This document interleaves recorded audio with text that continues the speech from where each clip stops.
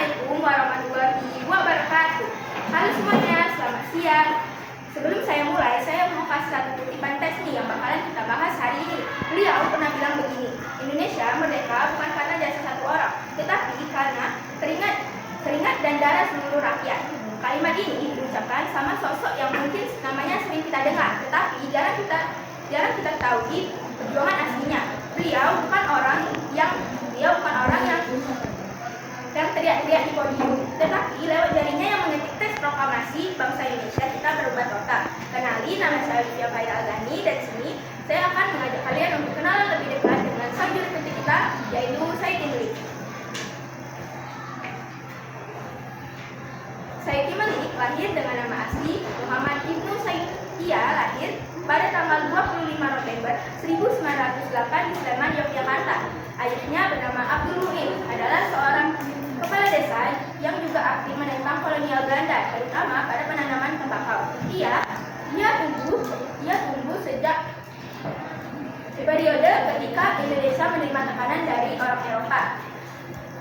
Said Malik bersekolah dasar di Belanda atau Holland Island School, bisa disebut dengan HIS, tempat sekolah yang hanya orang terpilih saja yang bisa bersekolah di sana. Organisasi pemuda, kelompok diskusi politik, serta perkumpulan sosial menjadi wadah bagi generasi untuk menyuarakan kemerdekaan Indonesia. Dalam pergerakan nasional, Said dikenal dengan komunikasi dan organisasi yang baik. Ia menjalin hubungan dekat dengan tokoh-tokoh politik seperti Soekarno, Muhammad Hatta, serta Ahmad Soebardjo. Kedekatannya dengan para tokoh tersebut menunjukkan bahwa ia dipercaya sebagai bagian dari lingkaran perjuangan intelektual nasional.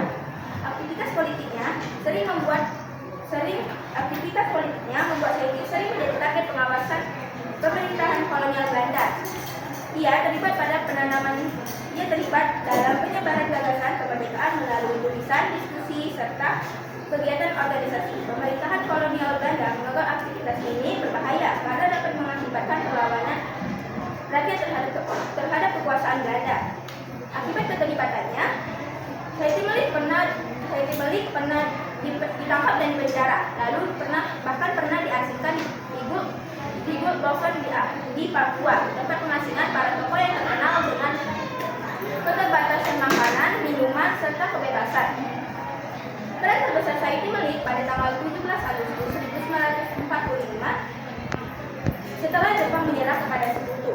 Situasi politik di Indonesia sangat genting atau sangat darurat. Para pemimpin bangsa cepat merumuskan teks proklamasi agar sebelum kekuatan asing kembali menguasai Indonesia. Pada tanggal 16 Agustus 1945, para tokoh nasional berkumpul untuk merumuskan teks proklamasi. Naskah awal ditulis tangan oleh Soekarno berdasarkan hasil diskusi bersama Ahmad Soebardjo dan Muhammad Hatta. Setelah konsep naskah selesai, diperlukan seseorang untuk mampu mengambil ulang dokumen tersebut secara rapi, jelas, agar dapat dibacakan kepada seluruh rakyat Indonesia. Tugas penting ini dipercayai dengan Said Malik. Namun, ia tidak hanya mengambil ulang teks, ia juga menyempurnakan teks tersebut. Perubahan teks tersebut bukan sekadar teknis bahasa, tetapi memiliki makna politik yang sangat besar. Teks proklamasi harus mencerminkan kehendak seluruh rakyat, bukan hanya kelompok tertentu saja. Hasil ketikan Said Malik kemudian menjadi teks resmi proklamasi pada tanggal 17 Agustus 1945 di Jalan Kegesaan Timur nomor 56 Jakarta. Peran Said sering disebut sebagai tokoh di balik layar. Ia berdiri di atas podium saat proklamasi dibacakan. Tetapi konstitusinya sangat menentukan keberhasilan momen bersejarah tersebut. Tanpa ketelitian dan keberaniannya melakukan penyempurnaan teks tersebut, proklamasi mungkin tidak memiliki kekuatan simbolik yang sama seperti yang kita kenal saat ini. Setelah Indonesia merdeka, Said Malik tetap aktif dalam kehidupan politik dan kenegaraan. Ia berperan dalam berbagai kegiatan pemerintahan serta terus mendukung pembangunan bangsa yang baru berdiri. Meskipun ia memiliki jasa besar, ia tetap hidup sederhana dan jauh dari kata tua. Said Malik wafat pada tanggal 27 Februari 1989 di Jakarta. Kepergiannya meninggalkan warisan bersejarah yang sangat berharga bagi bangsa Indonesia. Ia dikenal sebagai tokoh penting proklamasi dan salah satu perjuangan kemerdekaan yang konstitusinya tak digantikan. diabadikan sebagai nama jalan, gedung, serta instalasi pendidikan di berbagai daerah.